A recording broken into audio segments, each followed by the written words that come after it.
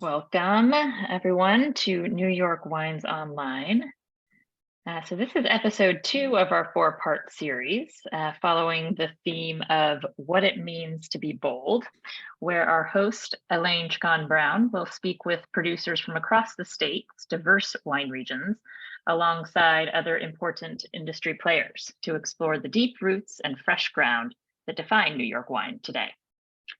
Today, we focus on the Hudson Valley with 2 winemakers and Christy Frank, a wine professional with 20 plus years experience in all tiers of the wine industry. And some of you will have received tasting kits with these wines to taste along with the panel. So I hope you have your wines ready, and we will cue you when we will move on to the next wine. So hopefully you've got your glasses set up. Before I hand it over to our host, a few housekeeping notes. Just like to point out that there are 2 communication methods available to participants. We have a chat section and then a Q&A section. And for the Q&A section, the questions are actually all available, visible to all attendees. So just be aware of that. We kind of fixed that setting. So any question you put into the Q&A will be visible to all attendees. And then we also have the chat section, and that's an informal way for you to communicate with the other participants. So we encourage you to use that as well. And this session will be recorded, and we'll share that recording with you following the session. So now our host today is Elaine Chukan Brown. Elaine serves as global wine educator and journalist, specializing in global initiatives for sustainability and climate action, most especially in U.S. wine. Brown serves as a columnist for Decanter magazine and previously served as the executive editor of the U.S. for JansonsRobinson.com. Elaine will be joined by Christy Frank of Copic Wineworks, Ian Barrett of Millbrook Vineyards and Winery, and Brad Martz of White Cliff Vineyard and Winery. So now over to you, Elaine. Thank you, Katie. I'm super excited about today's session because I feel like we're getting to witness the emergence of a wine region that actually has played a really historically important role in U.S. wine, but more recently has been a little bit underregarded and overlooked. Some of that is because the history of wine growing in the Hudson Valley waned for a period, but it's really clearly been reemerging more recently. And so to have the opportunity to spend an entire hour really focusing in on what makes this region unique is such a huge opportunity for all of us. I am thrilled, though, to be able to have this conversation with the 3 of you. Christy Frank, as Katie just mentioned, is a co-partner in Copic Wineworks there right in the Hudson Valley, but also has global experience working in wine, has studied and worked in regions around the world, has also worked at literally every tier of the wine and spirits industry and every size of business as well. So from global brands distributed all over the world to boutique distributors, and again, more recently, family-owned retail, has worked in both on and off premise and with wine educators, sommeliers, and writers all over the world, both as a mentor and a colleague. So Christy is in a unique position to help us put Hudson Valley in this global perspective, which is such an important part of the conversation.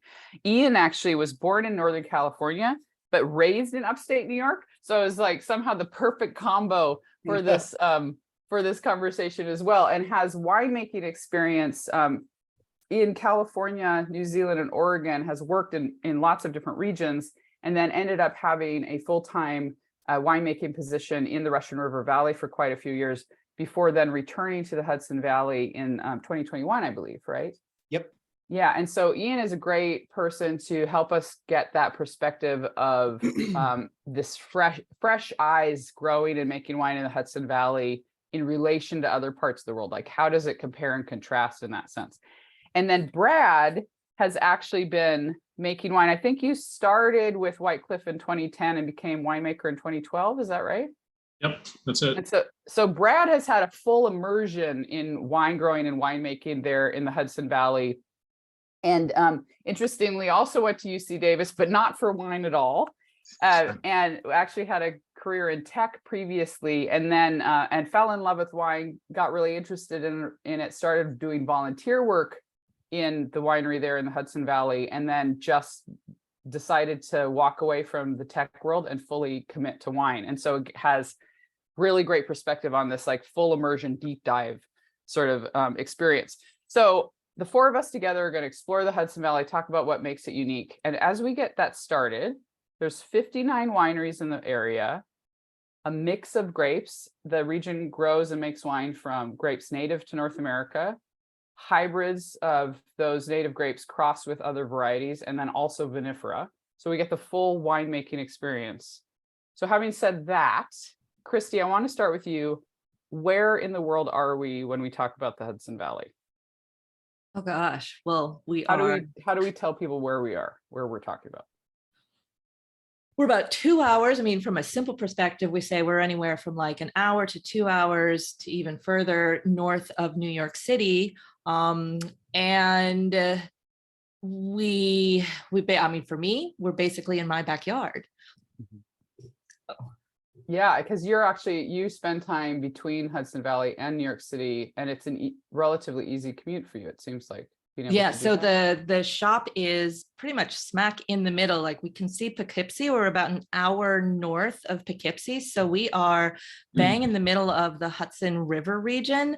And it is, we talk a lot as a wine professional about the Long Island and the Finger Lakes being regions that are in our backyard. But in reality, the Hudson River region and the Upper Hudson, that is truly the backyard. You can hop on a train and you can get to these wineries without even thinking about it.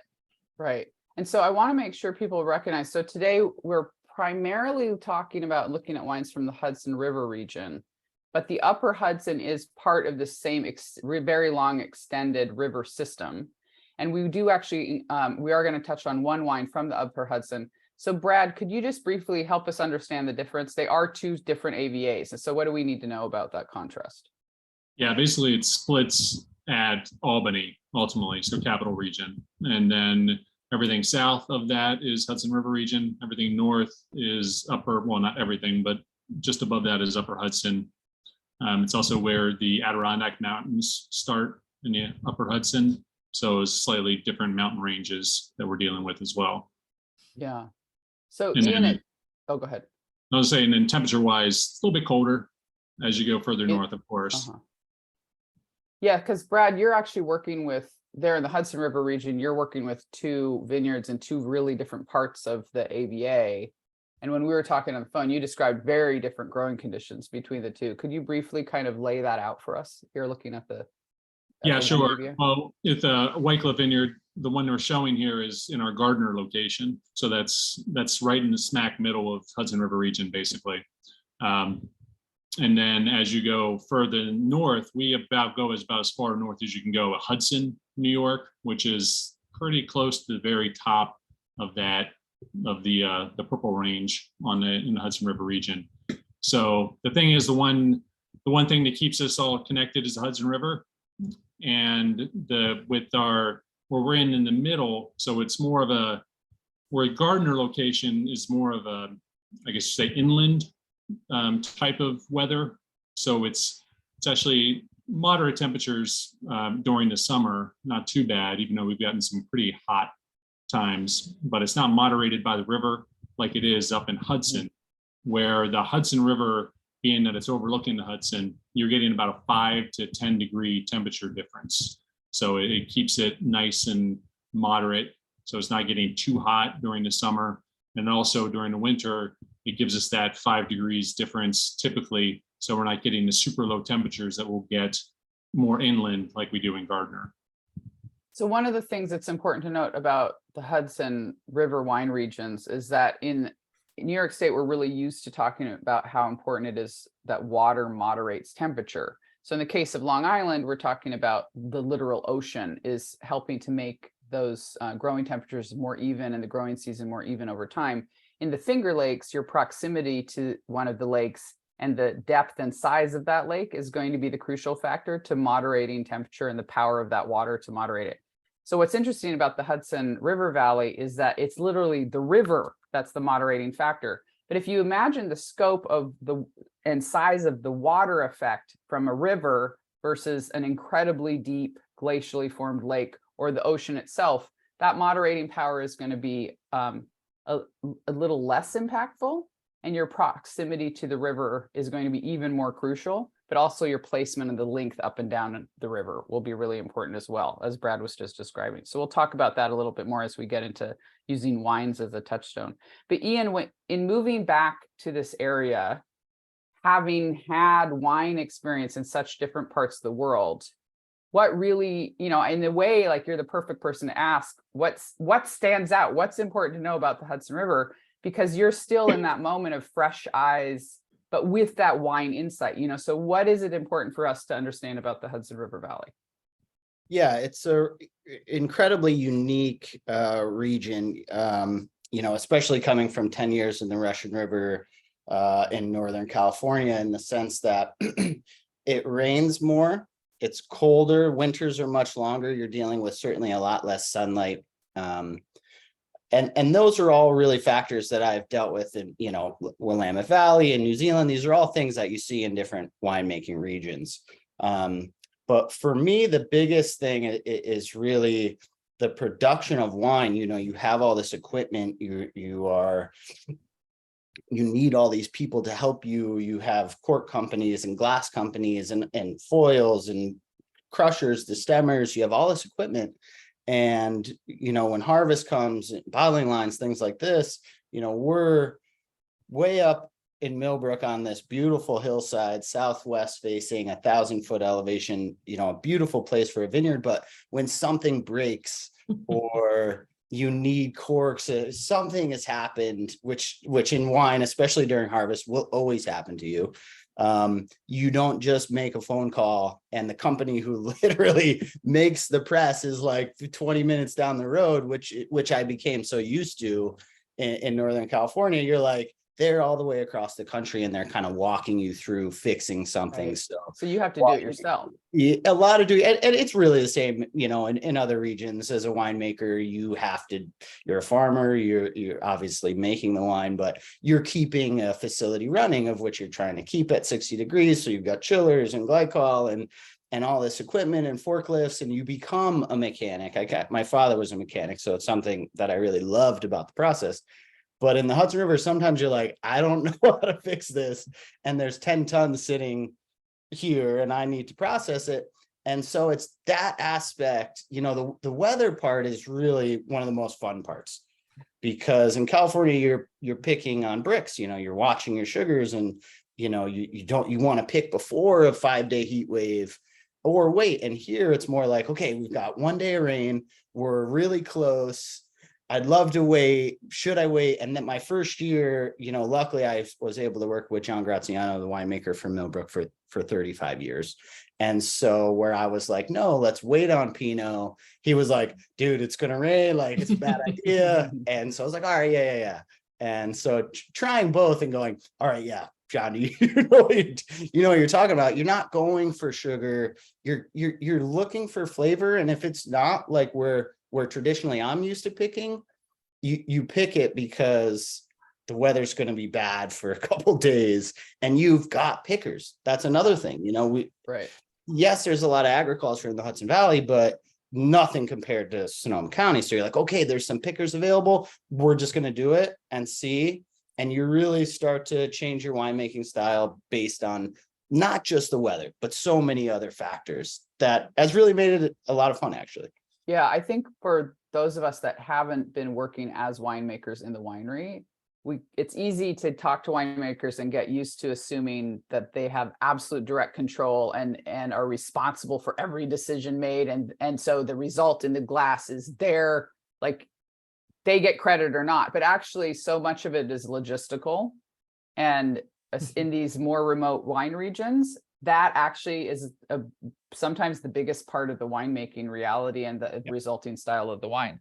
But let's start talking about the wines. And for some of you have wine kits so you can taste along, and some of you don't, but we're going to use the wines as a lens into the bigger picture for the Hudson Valley. So even if you don't have the wine, when we're going to talk about them in a way that helps open up understanding for the Hudson Valley, so you can still follow along.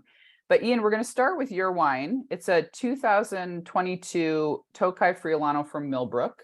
I'm going to point out that if this wine was going into international distribution, it would have to be bottled as just Friulano. But actually, under US bottling law, Tokai Friulano is still the recognized name. So within the United States, a wine of this variety must still be bottled as Tokai Friulano. I know some of you have an international wine buying experience, and so you would be aware of this quirk of naming. And so I wanted to go ahead and just clear that up to begin with. But Ian, one of the things you mentioned when we spoke, though, is that there is a little bit of Friulano planted in California, but not a lot, actually. And so when you came back to Hudson River, this was a new experience for you, and you've worked with it in a couple of different ways. And so I was hoping you could just tell us briefly, like, what has stood out to you in getting to know this variety, and how are you working with it there? Yeah. So I became a little familiar in California with it, mainly just through friends of other wineries, Rhyme, Cellars, Jolie Lade, things like that, really small producers that were doing kind of natural wines and going, and there's so little of it planted in California. And I kind of brushed it off. Oh, it's kind of this hip new thing. And arriving at Millbrook, I was like, wow, we only have 30 acres planted, and like 8 of it is to Tokai. So, really started trying to find some, obviously drinking a lot of Friuli region Italian wines. And the great thing about it in the Hudson Valley is that it winters really well. So we don't get a lot of vines dying over the winter, and it ripens up kind of early October. We get a really nice crop. It grows it's growing and still not slowing down right now because of how much rain we've got. So we're hedging a lot. It's becoming quite difficult this year. But the first year was kind of like, oh, what is this grape? What am I doing here? And there were so many Sauvignon Blanc aspects to it. And so the first vintage for me was 21, and being able to see that it has really nice acidity, but also this depth of texture to where at first I was like, oh, I'll do skin contact, I'll put it through ML, do all these kind of cool, crazy things. And it was like, you really didn't need it. It was now direct to press, whole cluster press, 24-hour settling, rack and ferment and stainless at 55 to 60 degrees. The biggest thing I changed in the 22 was using more kind of estuary yeast from the Marlborough region of New Zealand, and really giving it that lifted aromatics, because in Italy, it's thought of sometimes as a filler or kind of a cheaper wine. You see it a lot in the cheaper wines. And I found with cold fermentations and the right yeast, you can lift the aromatics and really make them boom to a similar place of Sauvignon Blanc, but with more texture on the finish. So it's 12% alcohol, no sugar, totally dry. But it's not too lean. You get the acidity up front, and then it kind of goes to this place of texture, minerality, but not like acidity minerality, minerality and weight, without big alcohol to add the weight, without ML to add the weight. I'm like, where is this weight coming from? But early bottling, and I've really fallen in love with it. Right now we bottled it in like March, and it's really just hitting its stride right now, the 22, which it was a great vintage for the Hudson Valley. Brad can speak to this a lot better than me for having so many vintages in New York, but just for me comparing it to 21, I was blown away by the quality of the wines we made with how much it rained. That was really something for me that was like, wow, but 22, really nice dry summer with just enough rain to keep things happy. And I'm thrilled with the wine. And we also do kind of a single block of Tokai as well that I do barrel ferment and barrel age on the lees and stir. And it's, again, a lot like Sauvignon Blanc. It just changes the wine just a little bit, but still so aromatic and so much texture to it that, I'm drinking a lot of this and a lot of Gruner right now. So it's kind of back and forth between the two. Yeah. One of the things that is kind of implicit in what he's talking about is this idea that if you're in a warmer, I don't mean hot, but if you're in a warmer region, you can actually grow a huge range of varieties and successfully make wine from them. But when you're in a cooler area, especially when a cooler area with harder winters, maybe you can grow vinifera as Hudson Valley can, but what those vinifera varieties are becomes really crucial. So the idea that they have such a huge percentage of their 30 acres planted to Tokai Friulano really tells you a lot about how well the variety handles colder winters, because they wouldn't still be growing it if it didn't. The variety is really interesting, though. It's from Northeast Italy originally. It is actually considered the signature variety of Friuli, but the tradition in that region, because it also has colder temperatures, is to think of all white varieties as blending varieties. And Friulano was known for bringing that weight and texture exactly like Ian's describing, but its aromatic and flavor range is actually quite wide. So in a colder year, in Friuli, it would tend to be more Sauvignon Blanc smelling. In a warmer year, it would tend to be riper stone fruit type aromatics. So Ian has actually just told us a lot about the growing conditions of Hudson Valley. He kept referencing Sauvignon Blanc. That's telling you Friulano does well in the region, and yet it's on the cooler side of what the variety is used to. So we just got a lot of insight about the growing conditions of Hudson Valley from his description. But Christy, could you tell us, you're actually selling wines from Hudson Valley along Wines of the World in Copac Wineworks. How does a wine like this play with consumers? Very well. I've actually sold this wine. It's one of the first Hudson Valley wines I ever sold back when I had a New York City shop, and that would have been probably in 2008, 2009. And it's always just been so much fun to sell, and people respond to it so well. It's great to have a wine like this in your back pocket, because you can say, hey, do you know they have wine in the Hudson Valley? It exists. And they're like, really? And when you put this one in someone's hands and they get it in their glass, they just really, really like it, because Ian, you mentioned texture, and there's so much lovely texture to this wine, but there's still this lovely ripe fruit. And Sauvignon Blanc, I definitely have made that Sauvignon Blanc reference many times, but this today, what I'm actually kind of thinking of, what I would mention to people, I mean, granted, this is now 2023 as opposed to 2008, Albarino, which is, there's this lovely sort of orange blossomness to it. There's this texture, it's got fruit, but it's not necessarily just fruity.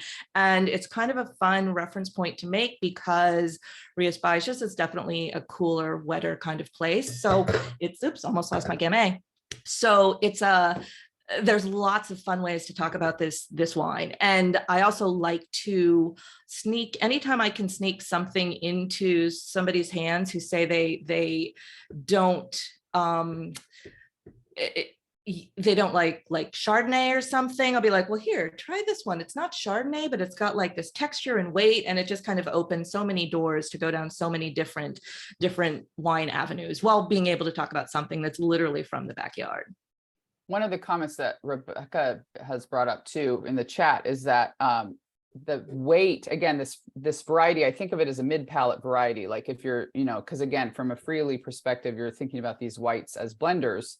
What does Friulano contribute? It contributes mid-palate weight, and so one of the things that Rebecca just said that's interesting is, it's 12%, or it's under 12% alcohol. All of the wines that we're talking about today are lower alcohol, but there's a natural weight to this variety that is going to appeal to someone that thinks of serious wine as having some heft, so that it creates an interesting tension point. A variety that has texture and weight, but is still lower alcohol, you get this really interesting experience combo. I'm going to keep us moving. We're going to keep talking about all these things, but also move through the wines. And so, Brad, one of the things that you and Ian both were so excited about, and so I'm thrilled we're showing Gamay today, because both of you said you are super excited about the role of Gamay in Hudson Valley. And so, Brad, though, again, one of the things I love about you being in this conversation is your ability to talk about how the Hudson River Valley has evolved over time.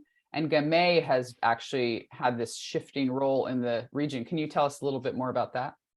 Yeah, for sure. Actually, Gamay started in a region over with Ian's guys over Millbrook. They actually were the first people that had it planted back, I think, in the 80s. but then they went away from it, and we started planting it when we first, the owners of the Migliori family who owns White Cliff, when they started their trial plantings back in the 80s, planted some Gamay just to see how it would work. And we're able to identify that Gamay is very cold hardy. It can handle the cold temperatures. Typically, there've been some research done about it that it's probably the most cold hardy vinifera grape out there. So the one thing is it's nice and cold hardy. Another thing that's really helpful for the region is it's very versatile. So, makes, of course, the traditional red wine that we love, light in body, great fruit, but it can also make, like I've made a white wine out of it. So, so you can do that. Rosés work really well. You can use it instead of Pinot for sparkling as well. It makes a really nice sparkling wine, which I've started doing that as also. So the versatility of it is another reason why it's become, it can be, and it is very popular in the Hudson Valley, or it's being more and more planted in the Hudson Valley. I love this point about versatility, because again, if we're thinking about how the growing conditions of a place shape the region, I think a lot of us are used to assuming, oh, well, it determines what you can plant there. And we just leave it at that. It's like, oh, well, this is a Pinot Chardonnay region because that's what can grow there. But actually, Brad, part of what you're getting into is linking it back to Ian's point about what can we grow. Well, if it's, you're pointing out, I don't think people realize Gamay is actually, relatively speaking, pretty hardy in colder conditions, and actually a little easier to grow than Pinot in those conditions. But Yeah, it's sure. but when you're in a region that limits what you can plant and successfully grow, you have to prioritize varieties that give you options down the road, because your portfolio is automatically limited by the few varieties you can grow. So you need to open it up again by having a grape that you can do a lot of different things with. So thank you for pointing that out. No, most definitely. And it can also get very specific into soil structure, and soil types. Like Gamay, the Gamay we have planted in Gardner is planted on alluvial soil, so a lot of gravel and sand, but the particular spot in Gardner is right up against the mountain range, so it's a lot of quartz. Mm-hmm. So it's like you get that in the wines, and so it's a very mineral focused, not as heavily fruit focused, but very kind of sharp minerality. And that's one of the reasons why over the years I started trying out like making the Gamay Blanc, I call it Gamay Blanc, so white wine out of the Gamay, and then also starting to spin that into the sparkling wine program and using that because it's really well suited for that. And we also have the ability to then pick it earlier, a little bit earlier, which allows us to fight off any type of disease pressure that we have. And Gamay is another great wine, or another great grape for disease pressure, because it's a little bit easier to grow than Pinot, like you alluded to. The skins are a little bit thicker. They're not as compact, the clusters, as Pinot is. And you can get different clones of what with Gamay that'll even provide even a more disease-resistant type of grape. Right.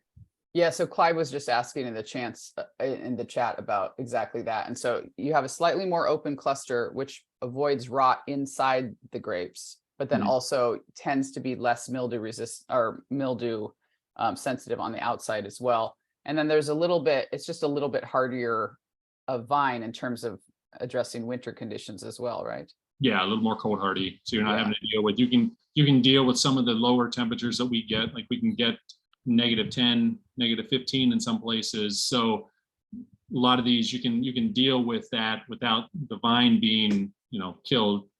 And it's also typically a little bit better with the ripening, the time frame of when it starts to bud.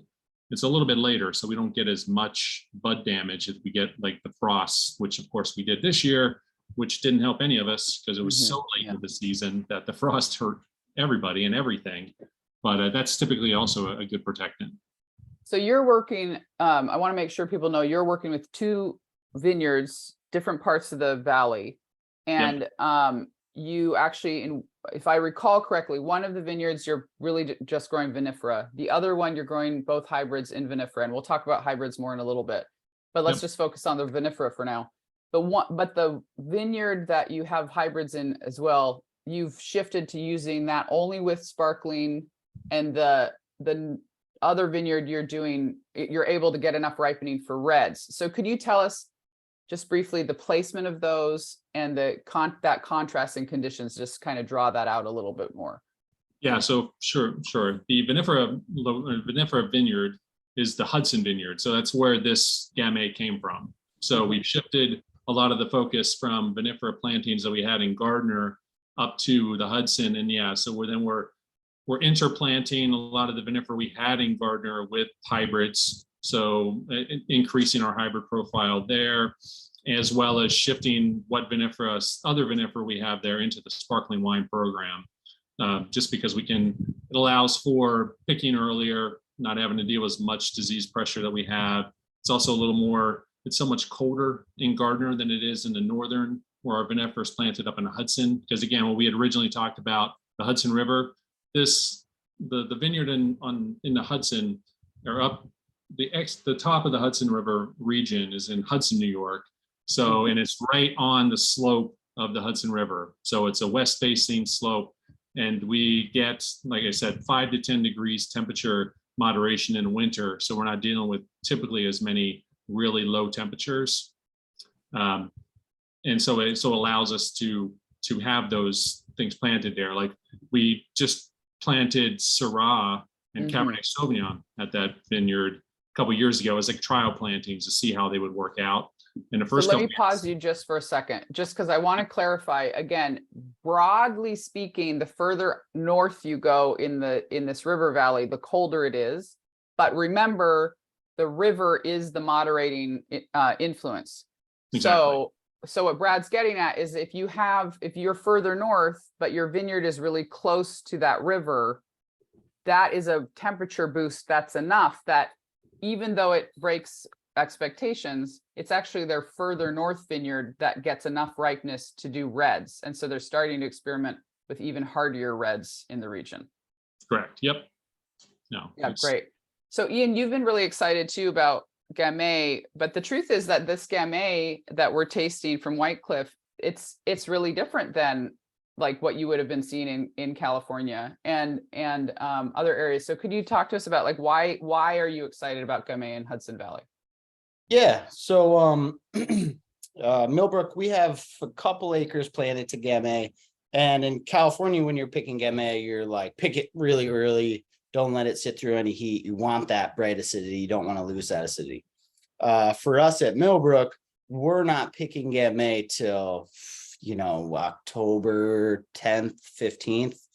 And so you're really waiting for the acidity to kind of drop, to lighten up. And like this wine from Brad is so nice. It's so expressive.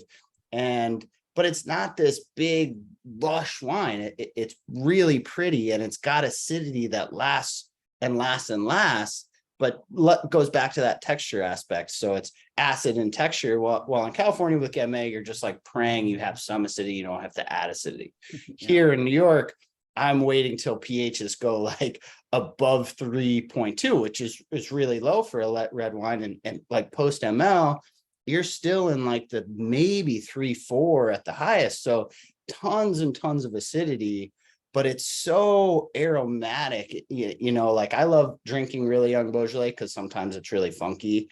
And you're like, man, I thought Beaujolais was just like bright and fruity. And you first open it, you're like, ooh, this is kind of stinky and funky. And 5-10 minutes later, a lot like Pinot, it really starts to open up and become so fruity and cherry. And like at Millbrook, we use, neutral, really nice Francois Ferrer, but neutral barrels. We do a little carbonic, like with 1 ton out of maybe 5 or 6 that we get. So you can really have fun and play with it. And you can do carbonic with it because the berries, like you said, they're thicker skinned than Pinot. Pinot kind of falls apart and you can't really wait past September, late September, whilst the Gamay holds together really well. And if you're trying to get that intercellular fermentation within the berry, you don't want the berries to break apart. So we're really gently putting them in like a 1/2 ton fermenter, sealing it, gassing it with CO2 every day for a week or a little over a week. And it's fun because you keep checking on it. And then we'll get in and foot stomp once we get past that 8-9 days where the fermentation is happening in the berry, and let it ferment on the skins for a couple of days, which I thought in my first year in New York was like, I will never use the skins, or the stems, they're bright green, but it adds like such an interesting part to it. So we just bottled our 22, and you open it right now and it is just so many layers of fruit.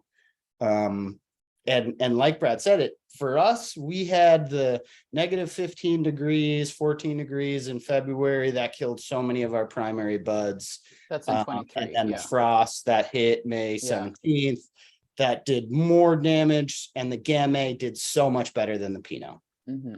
Secondary buds actually producing fruit, whilst the Pinot, so many secondary buds not producing any fruit. So okay, so we have media online with us, and I'm spending so much time on Gamay because I'm giving you this insider tip.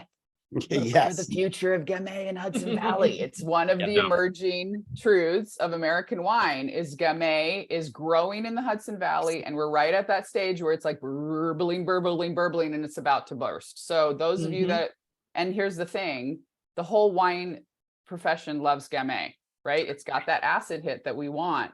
And so again, Christy, like Rebecca made a comment saying she hates to do it, but that actually there is this old world sensibility to this wine. So how does this wine stand out to you? I mean, this wine tastes like you said, all wine people love Gamay. And we've been drinking Gamay, like Beaujolais was one of the first red wines that I ever drank. And this, when I taste it, thinking about where climate change has gone, this tastes more like the Beaujolais that I remember and the Gamays that I remember first drinking than what you can get from the sort of mothership region right now.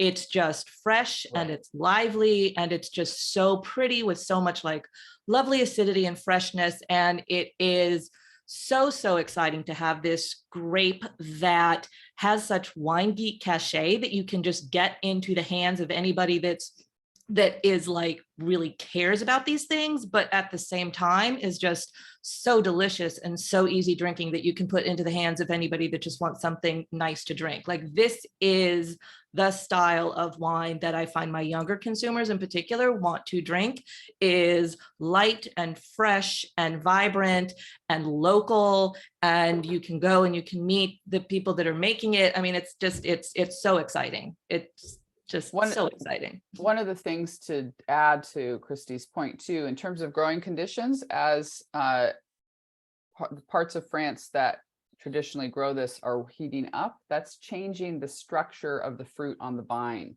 And Clive was pointing out that this feels really structural compared to what he's used to from France. But the Hudson Valley maintaining colder temperatures actually influences the thickness of the skins and the way the fruit itself is growing on the vine.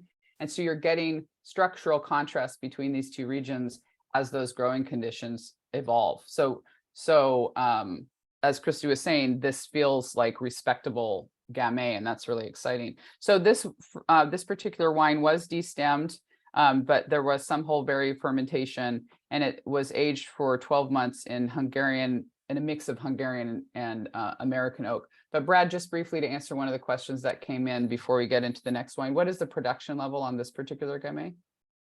This produced about 270 cases. So usually I'm producing somewhere between 250 to 300 cases of this. Yeah, and 21 was a slightly lower yield, right? 21 was a little bit lower. Yeah. We have other, I don't know if we'll jump into that.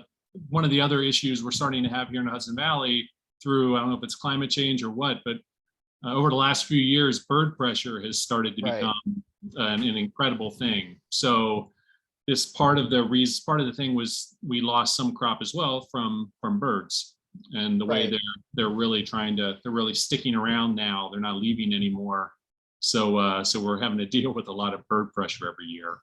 Right. So to clarify something that's going on in the chat, this particular Gamay is sometimes done whole cluster, sometimes destemmed. This particular wine, the White Cliff, the 21 vintage, was destemmed. So it was not. This one was it was destemmed. It's full berry for the most part, destemmed.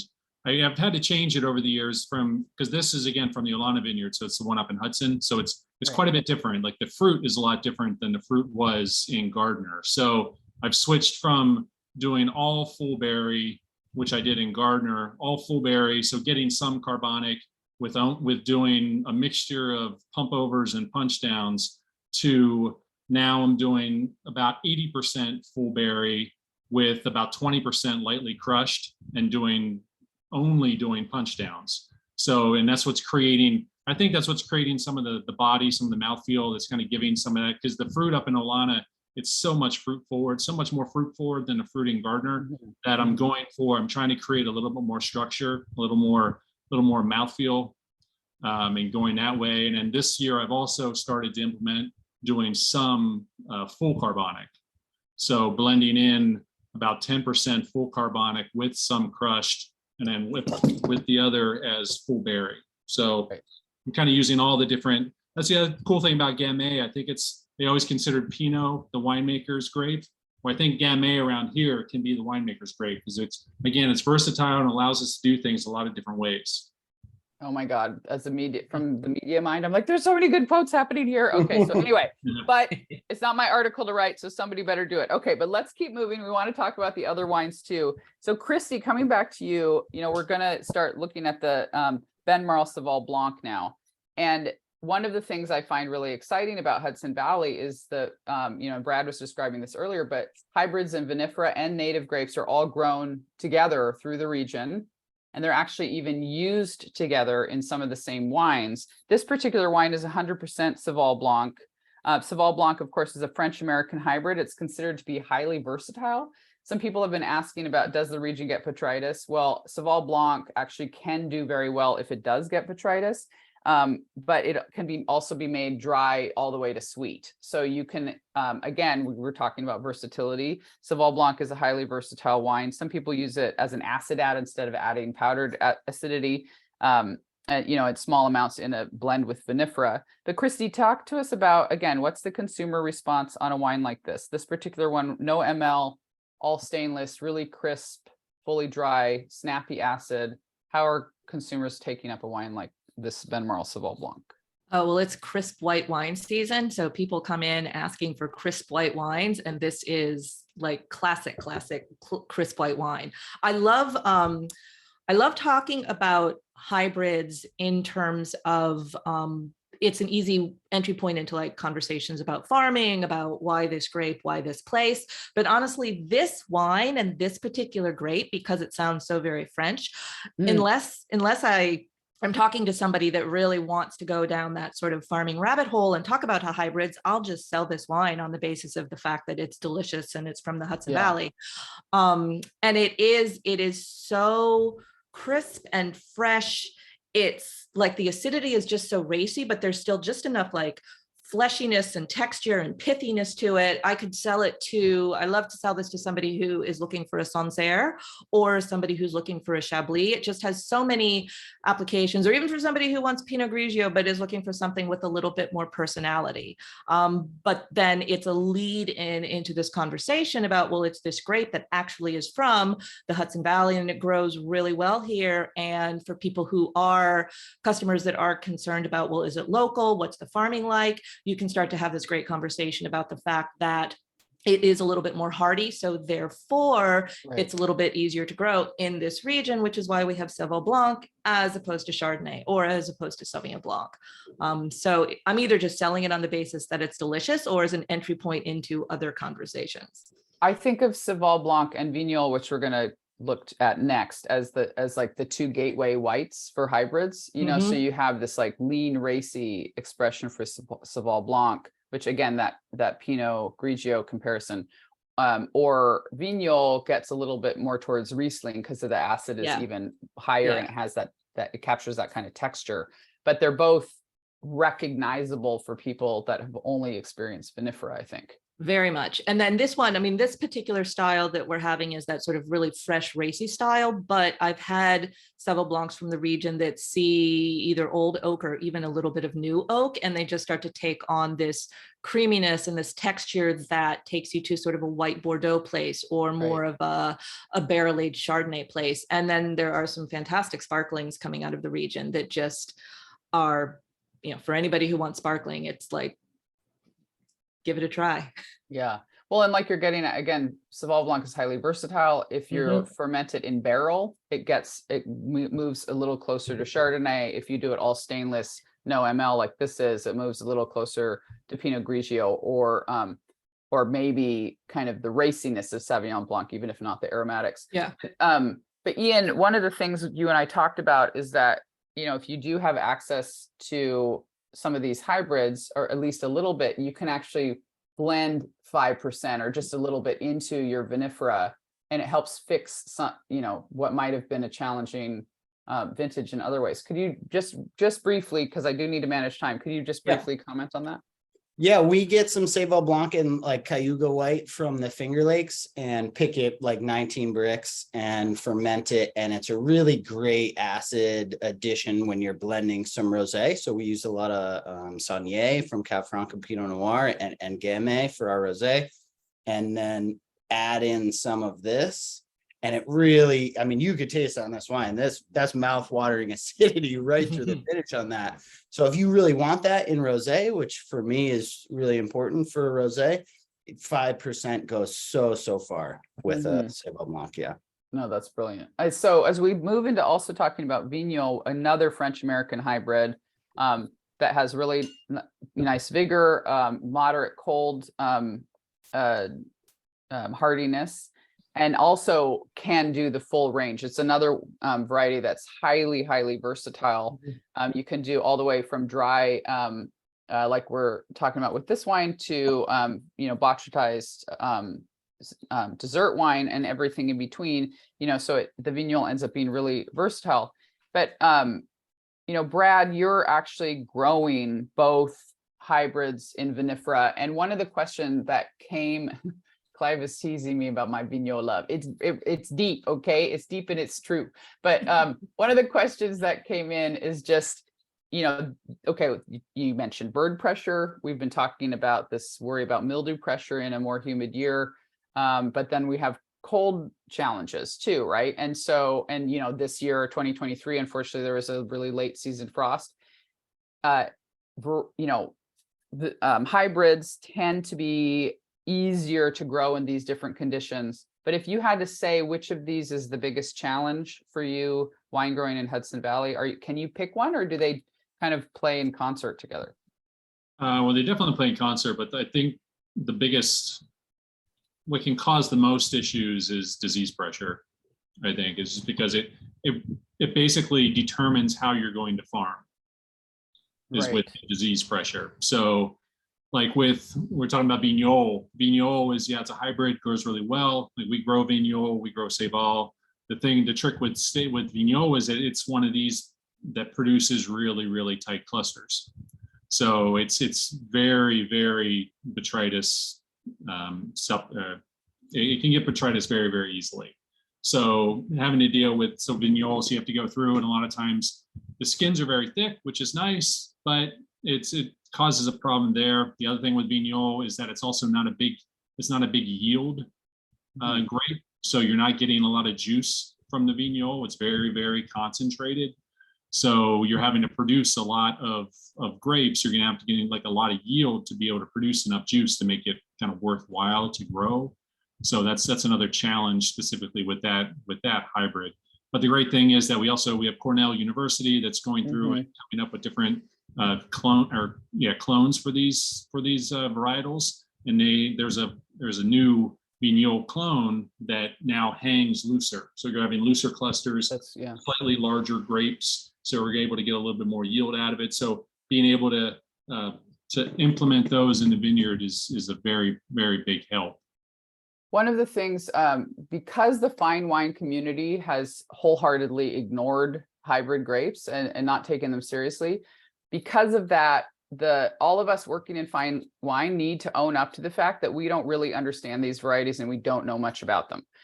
But I point that out because they're starting to become more and more part of the conversation. And that means we are responsible for doing the work to learn how they function, how they grow, what they really mean. So as an example, hybrids are not simply hybrids. There's actually a huge range of types, but also a huge range of breeding histories. And the reason that matters is because it changes the character of the resulting wine because it changes the way that the grapes grow.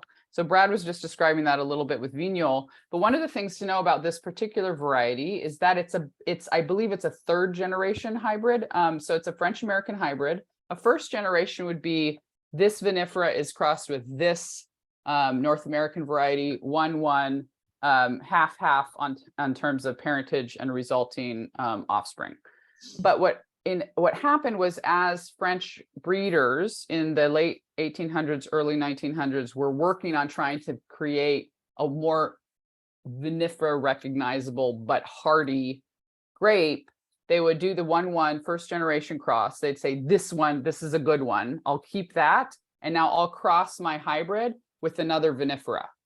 And so you would get, now you have a smaller proportion of the Native American variety, but if it goes well, you retain the hardiness of the native grape and the wineness of the vinifera parents.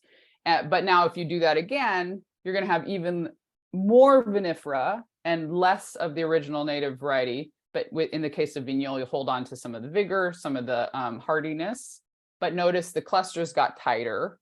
It's more vinifera-like. So part of why Vignol works so well as a gateway hybrid wine is because it's actually a lot of vinifera blended with a little bit of the North American varieties. So the reason I dwell on that is just to point out, you're going to keep having to learn more and more nuance of hybrid wines because there's going to keep being more and more of them made. And so this is a really nice opportunity for you to learn something about hybrids with really two fantastic examples.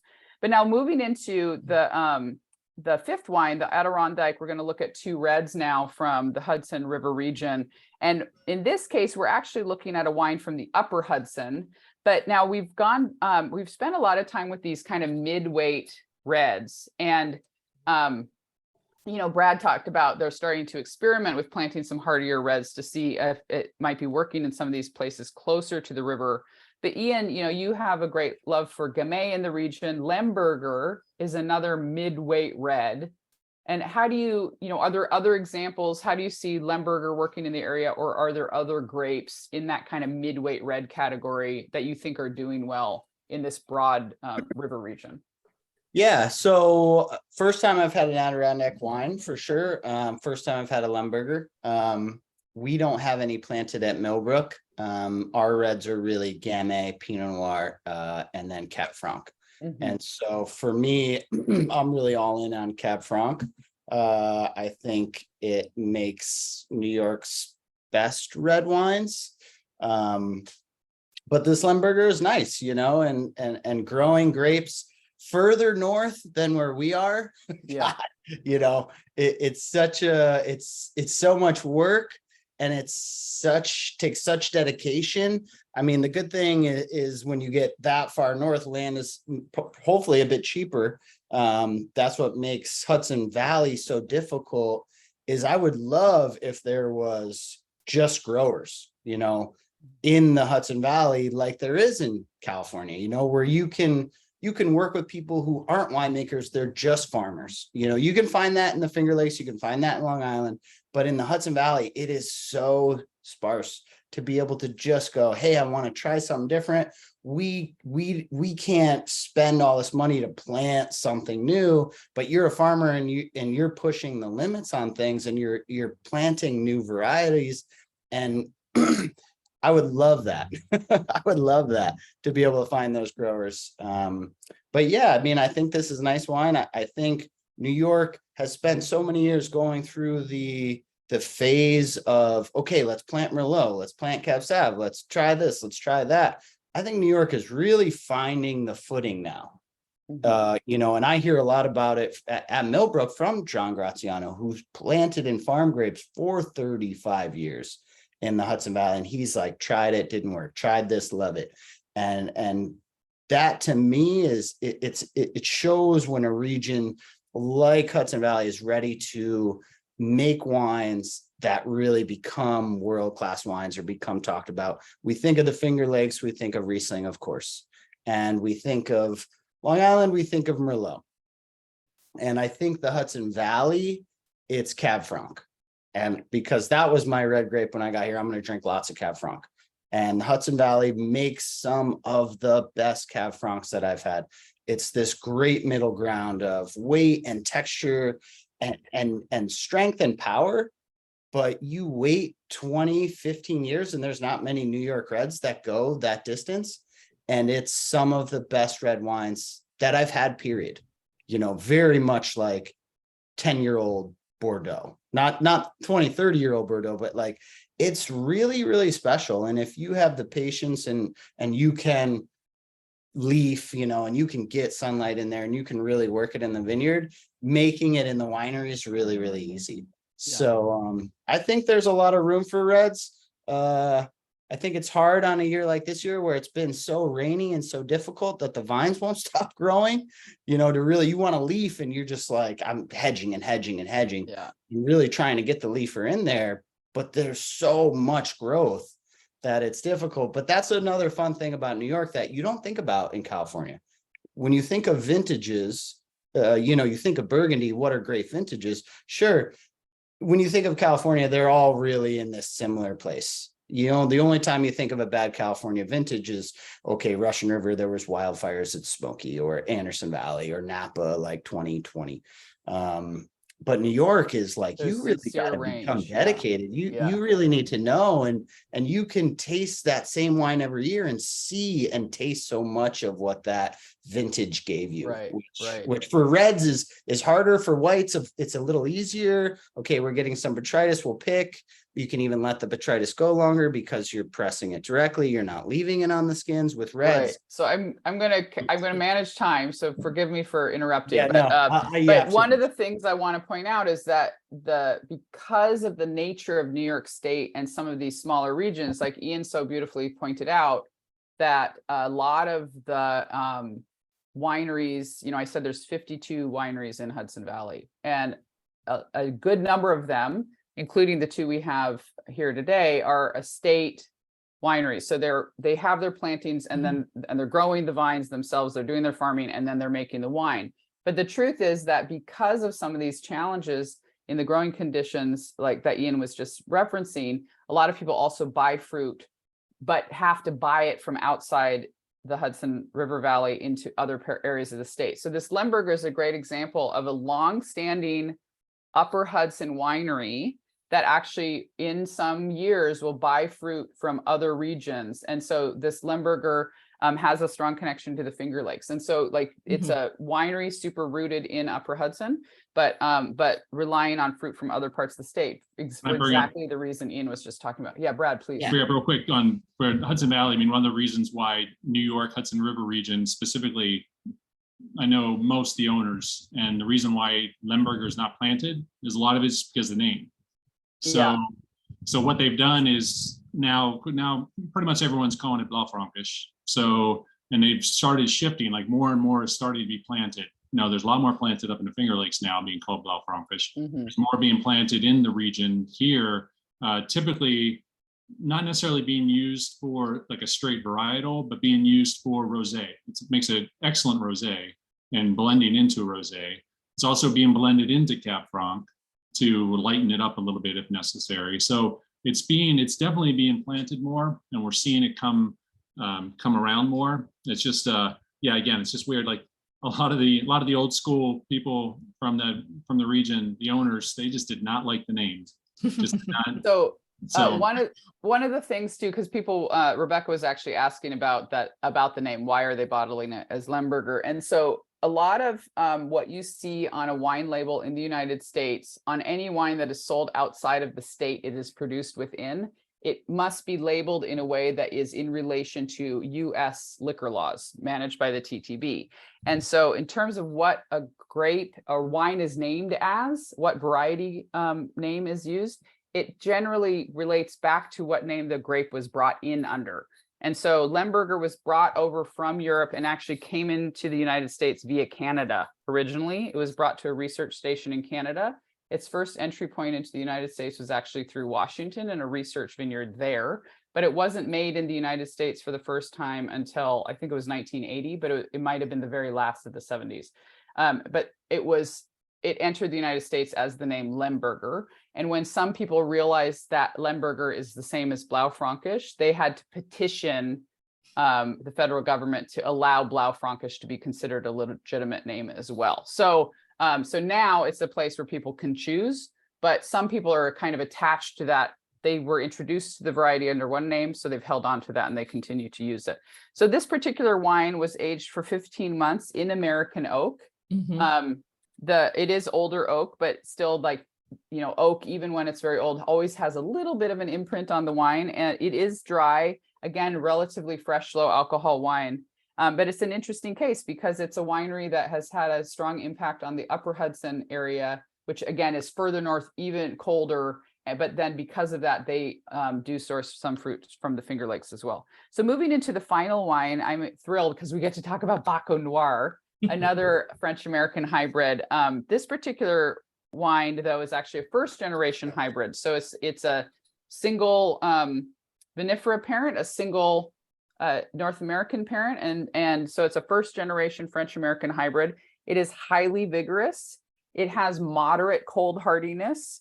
It tends to grow relatively well, but it also tends to have a lot of malic acid. So you get that almost kind of fuzzy, I think of it as like, I used to love Fun Dips as a kid, and it has that like powder candy, fuzzy acid in my mind. And which I happen to really enjoy, but is unusual for some people if they're used to vinifera. The way that the chemistry works in the mouth in vinifera grapes is very different, and so it has a very different experience.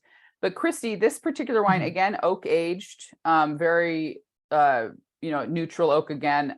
But tell us more about this particular wine, like what and how do we, one of the things, you got into this earlier, but I think when we're working with these varieties, Baco Noir, I bet for a consumer, that sounds like a wine name to me. Like it probably is a little easier to talk about, but what are some tips you can give the trade that are watching on how to incorporate these wines into your wine program and how to talk to consumers about them? Yeah, well, so I think, there's so many hooks to be able to get these wines into a wine program. Do your consumers care about something that's local? Do they care about the farming, or do they want something delicious? And these wines, you can find ways into them in any ways. In many, many ways. For Baco Noir in particular, it can range from like really kind of light and juicy to like really rich and full bodied. And this one sort of sits kind of in the middle, going into a little bit more creaminess. One of the things that Maya mentioned this a little bit when she was talking about Finger Lakes, we tend to get a lot of customers that will come in and they will want something local, but they'll say, what do you have that's like California Cabernet? Right. And I'm like, nothing, because have you seen the weather? But almost counterintuitively, weirdly, Baco Noir tends to be, or is one of those wines, one of those grapes that I find almost kind of can hit that spot, because it's got this roundness and this creaminess and these low sort of soft tannins. And importantly, it can be really intensely colored. And that depth of color is such sort of a signifier.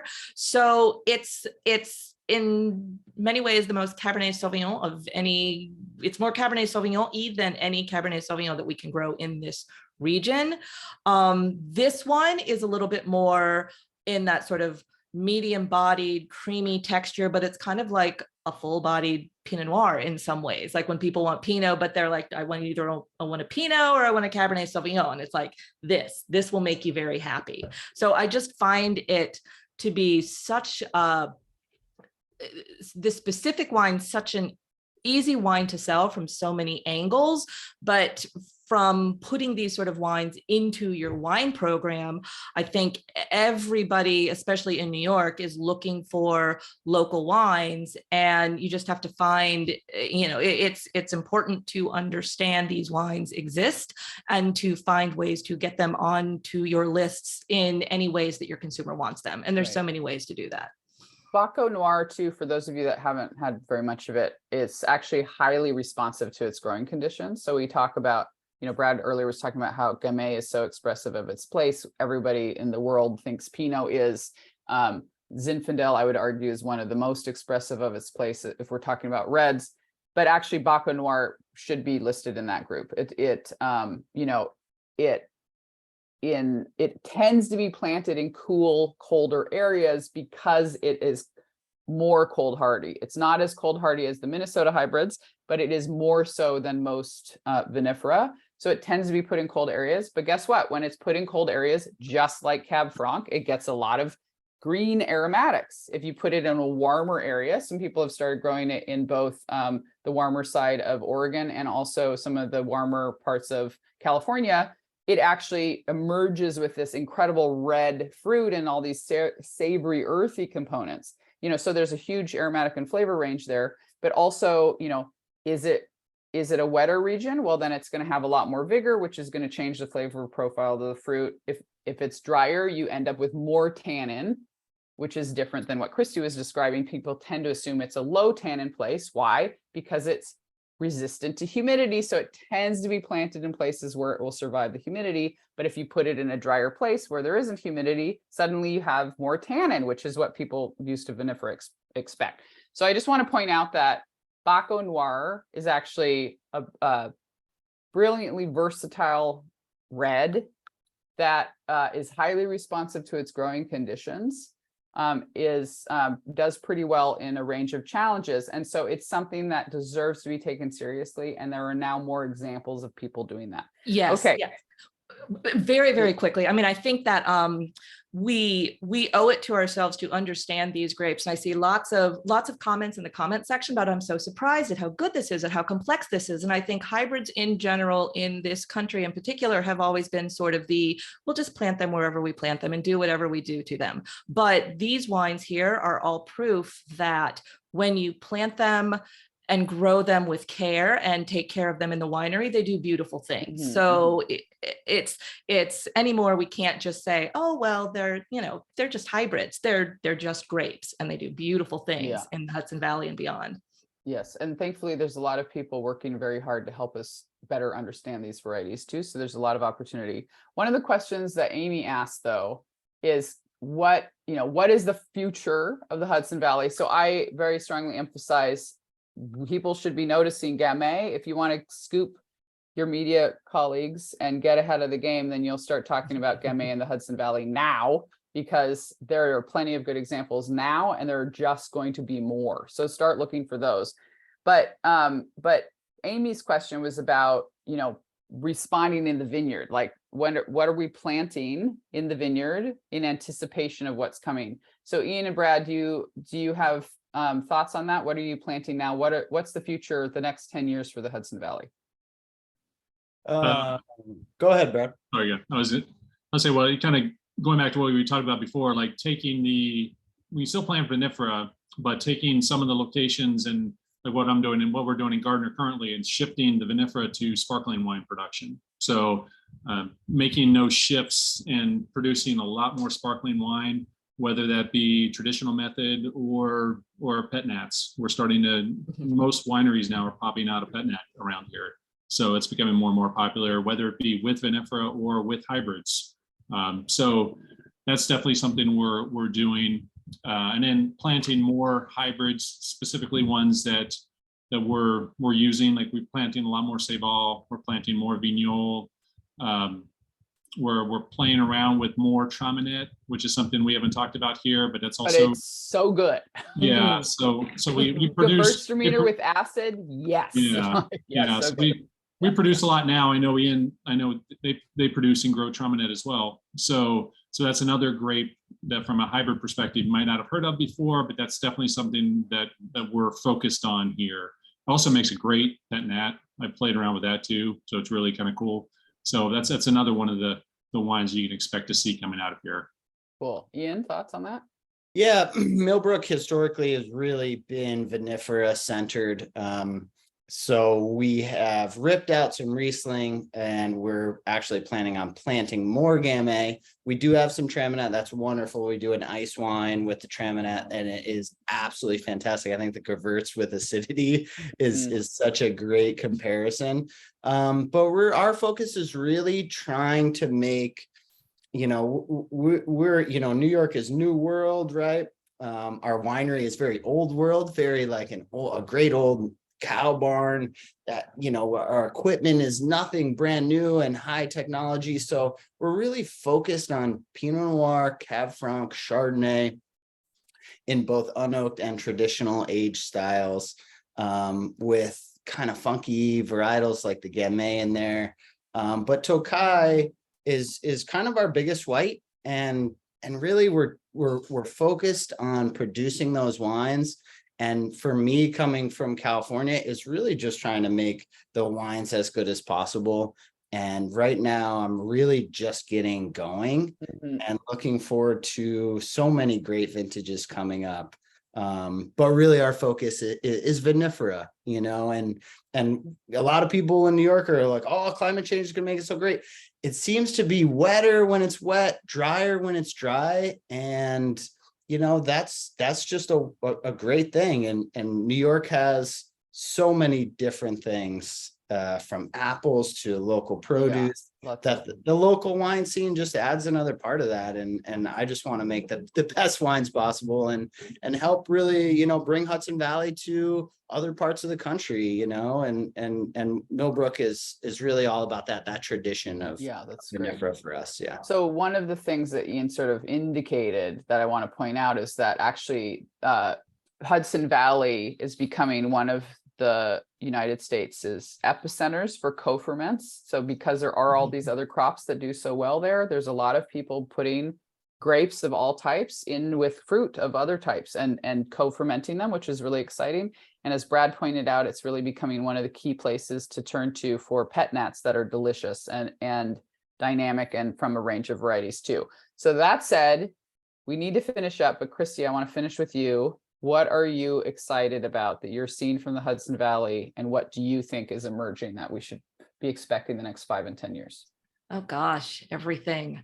You hit on the co-ferments, you hit on the pet nats, the sparkling wine scene is great. Hybrids grown side by side with vinifera, more Gamay, please, Lemberger, whatever you want to call it.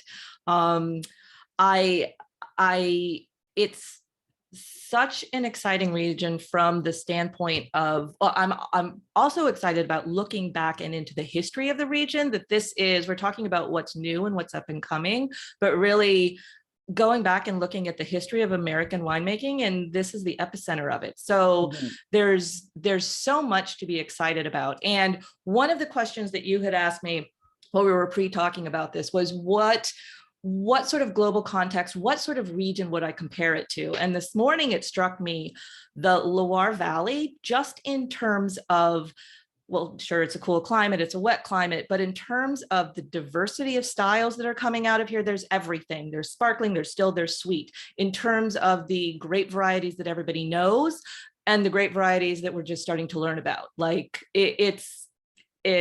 and knowing that the Loire Valley is such an epicenter and it hits the heart of every wine geek, to have something that has that sort of diversity, but is actually in our state and just up the river or down the river, depending on where you're coming from. I mean, it's everything. I've not been more excited about a region in a long time. And knowing that I can just drive there is even better. Well, and again, Christy has worked with regions all over the world, and to say she's thrilled about the region that's just basically her hometown is pretty exciting. And I love your Loire Valley reference too, because it does get at Ian's point about Cab Franc. But what you're saying is it's not just Cab Franc, it's this whole ethos of a region that brings that resemblance, which is exciting. So I want to thank all three of you so much for being part of this conversation, helping us really dig into the Hudson Valley. Again, it's such a unique opportunity that we can spend this much time on a place like the Hudson Valley that hasn't been explored at this level all that often. And so all of us here today are really like stepping into, again, a region that has played a pivotal role in the history of American wine, and yet has been less discussed recently and is starting to come back into the conversation in a really crucial, important way. These are incredible food wines. Culinary America has just been becoming more and more vibrant. And so all of us, it's on all of us to find ways to integrate these wines into our food programs so that we're celebrating our own histories.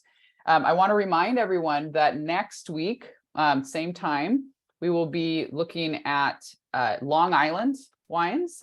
I'm very excited to get into that conversation too. Such a unique area. Another place where agriculture at large is really important. I would argue that Long Island has the best asparagus in the United States. We might talk about that too. And then 2 weeks from now, we're going to focus in on the Finger Lakes. So thank you to everybody for being here. Also, the recording from last week, if you didn't get to watch the New York State at large session, is available online. This one will also be available online. A week from today, same time, we will be talking about Long Island, and I hope to see all of you. Thank you so much again, Ian, Brad, and Christy. Cheers. Thank you. Oh, thank you, Elaine, and thank you, panelists. So yeah, as Elaine mentioned, you can find the recordings on YouTube from our session last week, and then also this one will be uploaded in the next couple of days. So we'll update you with that link via email. And then next episode, August 9th, 4 p.m. Eastern time, focus on Long Island. And the link to register is in the chat if you haven't yet. I think Ella just dropped it in there. So thank you all. Really appreciate your time and enjoy the rest of your week.